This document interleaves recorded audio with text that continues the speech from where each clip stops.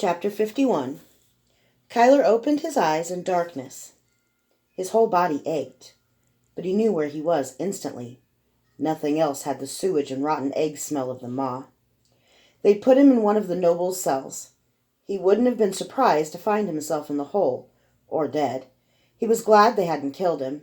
It would be better for Logan if there was a trial first. "I must have been twice your age when I killed my first queen," a familiar voice said. "Of course, I didn't make such a damn mess of it." "Durso?" Kyler sat up, but the man squatting on his heels across from him was unfamiliar. The laugh wasn't.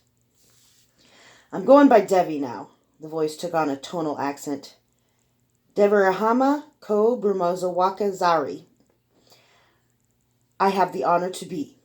Durso's voice came back as he said, "They used to call me the ghost of the steppes, or a breath in the typhoon." "Durso? Is that an illusion?" "Call it advanced body magic.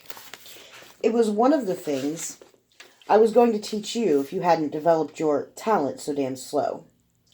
We've only got a few minutes. All the guards down here are honest, if you can believe it, and your trial's going on as we speak." "Already?" "Your pal the king seems to have high esteem for your powers. Almost accurately high. They drugged you. You've been unconscious for a week." "Logan's the king?" "Without opposition. He and Duke Westeros are presiding over the trial. It's too bad you're missing it. You'd be amazed at what Guinevere can get witnesses to say." "Mama Kay's on trial?" Kyler asked. He was still off balance. He couldn't place things. It was unreal to be talking with Durso. No.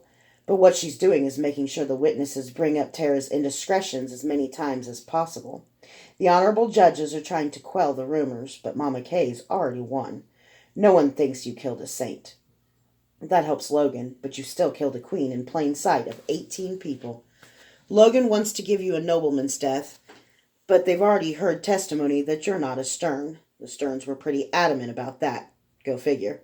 And some lady who sat next to you at the coronation says you turned down the Drake's adoption. He gave you the rings and you refused to put them on, so you're looking at the wheel. I did that once. It's a real shitty way to die, especially for someone who heals as fast as we do."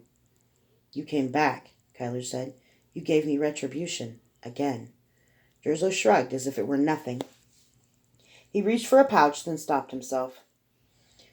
"You put Philodonomus on the crown?" Kyler nodded. "You wonder why it didn't work. Somebody cleaned it off. The laundress swears she dumped some cleaning rags into the water and boom! There was a fire. No one believes her. She lost an arm and her job." Kyler's stomach turned. He'd nearly killed an innocent again. What could a one-armed laundress do? "So," Durso said, "time's wasting. You want to live or die?" "I'll take any way out that doesn't make Logan look complicit or weak." At Durso's grimace, he said, "And don't tell me you wouldn't give your life for a friend. I know better." Durso grimaced again and stood. "You're the damnedest kid I ever met. Good luck." "Master, wait. Am I doing the right thing?" Kyler asked. Durso stopped, and when he turned, there was a smile on his face. It was a rare sight. "It's a gamble, kid. You always put your money on your friends. It's something I admire about you." Then he was gone. Kyler shook his head. How had he gotten himself into this? 6 royal guards arrived soon thereafter. None of them looked happy, but while 2 of them had the cautious air of professionals, the other 4 seemed either nervous or angry or both. One of the angry ones pulled Kyler to his feet. Kyler was, as he noticed now, manacled to the wall, and still wearing the clothing he'd worn the night of the coronation. They'd been nice clothes a week ago. His and Tara's dried blood made the front stiff and reeking. "So, you're the big wet boy," the gap-toothed guard sneered. "You don't look so tough when you don't have a helpless woman shielding you." "Sorry I made you look bad," Kyler said. Gap-tooth hit him in the stomach. "Please don't hit me again," Kyler said. "You didn't make us look bad, you murdering bastard." The captain said, "Don't be an asshole, Lou. Of course he did. Upstairs they're making him sound like a god. Wet boy this, wet boy that. Look at him. He ain't nothing." Lou casually backhanded Kyler. "Lou, the captain cut off as Kyler disappeared. One by one, the guards realized Kyler had vanished. There was dead silence for a moment. Then it was broken by the clang of manacles hitting the stone floor. "Where the hell—" "Sir, he's gone! Block the door! Block the—" The cell door slammed closed with all the guards inside. The lock clicked. Kyler reappeared outside, grinning. He waved the captain's keys at them.